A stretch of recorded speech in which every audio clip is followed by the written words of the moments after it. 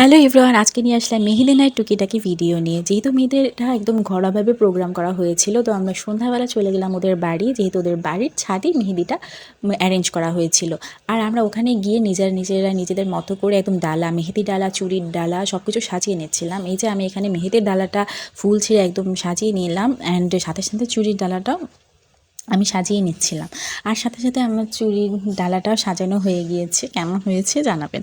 তারপর আমরা দেখলাম যে ব্রাইডের মেহেদি দেওয়া অলমোস্ট ডান।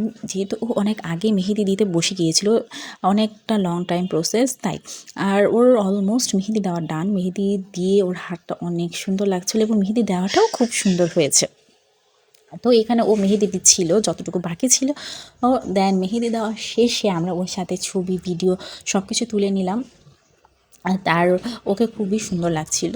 অবশ্যই ব্রাইড ওকে খুবই মিষ্টি লাগছিল। ও কিন্তু নিজে নিজে সেজেছে, তারপর ওকে খুব মিষ্টি লাগছিল। দেন আমরা আমাদের হাতে মেহেদি দিয়ে দিচ্ছিলাম, নিয়ে নিচ্ছিলাম যে নিজেদের মতো করে। এখানে সবাই যে যার মতো মেহেদি দিচ্ছিল। এটা অনেক মানে ওই দিন আমরা অনেক এনজয় করেছি, যেহেতু আমরা নিজেরা ছিলাম। এই যে আমাদের মেহেদি দেওয়ার ডান। আমি কিন্তু একদমই মেহেদি দিতে পারি না, জাস্ট ট্রাই করলাম।